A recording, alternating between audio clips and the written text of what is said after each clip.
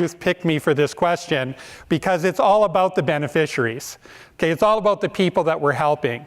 And if we're so focused, and if there's CEOs in the room and good leaders here, and we're trying our darndest to keep this organization, sustained, what are we doing over here when somebody's hungry, when somebody's homeless, when somebody's addicted, right? We have to be focused over here to sustain our organization's purpose and goal. And in the future, the questions are already starting to be asked, right?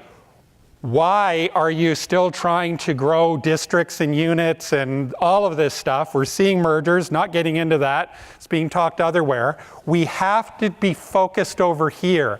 That balance here, the more people we're helping, the balance on a nimble, quick-turning, reactive organization is going to focus. And folks, it starts with leadership. The answer is easy. We have to check our titles and our egos at the door, and we have to focus on the people that we're helping. That's what's going to change this organization for the future. That's what's going to change charities in the future. So if you're running an organization that doesn't need to raise a dime for the next 10 years because you've got so much money in your reserves, start asking the question, because donors are starting to ask those questions. And they're starting to shift their thinking, and they're starting to shift as philanthropy moves from the parents and the grandparents to the kids. You're hearing it. I had an 8-figure gift conversation about a year ago, and the questions were all with regards to what's in the bank over here, as opposed to how much money we're going to be focused on getting people engaged in. So it's a pretty simple answer. We need to keep the balance by really putting the weight on this arm and strengthening ourselves in core training to keep the organization sustained and meaningful and reactive. So I'm going to ask a quick survey. How many people are morning people? Stand up. If you're a morning person, stand up. Be honest. Okay. Now, when you wake up in the morning, do you say, this is going to be a great day? Yes. Yes. Not very many of you. The non-morning people, stand up. Get on the program. This is a great day. In the morning, 3 questions. Write these down. 3 questions. Every morning you're going to get up before you put your feet on the ground. Okay? What if? First one. What else? Second one. What's possible? And what, fourth question, what is going to change today? Every day. At the end of the day, so those people that aren't morning people, at the end of the day, the morning people need to go this. Did something change? Even if it's small, even if it's taking that incremental inch over to this side where we're focusing on people that don't have anything to survive. We're animals. Doesn't matter what organization, where things are falling apart. That's what we're here for. We're not here to work for next week's paycheck. I have a board of directors that doesn't care if I have a reserve. And I've got strong leaders on my board. I'm the CEO. My job is divided into $25 food boxes. Globally in North America, do the math, $145 million divided by 25, right? We have 9 staff in Canada, raising $11.5 million, okay?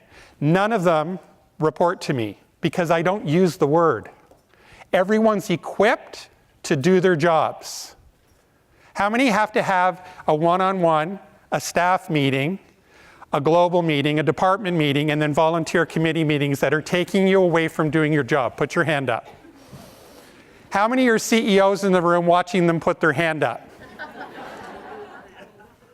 Change. Okay, you don't have to worry about your organization. Equip people to do the job, and they will do your job. They will make you look good. I don't have any reports. We don't use that word. Boss is not a vocabulary in our office. You cannot run an organization for the future if you're ingrained and engrossed, which I'm sorry to say a lot of us are, way over here. We're not even here. Okay? The mergers that we're about to see, I'm praying for you. Okay? I want you to succeed, but you're still here. You need to get over here. You need to be focusing on what's going to work. Job descriptions. Put your hand up if your job description's more than a page. Oh my gosh, people. 3 lines. Smile. Everybody try it. Keep your area safe and clean. And fundraise. That's your job. It's not rocket science. I see job postings every day. I fall asleep reading them. I have to get my glasses. Smile. If you smile when you answer the phone, do you know that the donor thinks you're actually happy? Put a smiley face right on the phone. Put what if, what else, and what's possible on your computer. Exceed expectations. Can you tell I was trained at Disney? Okay. Right? These moments of aha, of glory, of joy mean that you're going to be able to sustain and make a difference. But folks, fundraising does not happen in a million meetings. I just left a meeting that last week for a week with people that are trying to get out for 60% of their time. 4 or 5 years ago, when we started working together as a team, they were getting out 23% of the time. I'm not saying you have to go from here over to here in a day, but we've got to start moving there. We have to start challenging assumptions, we have to start leading, and we have to start working together. Thank you.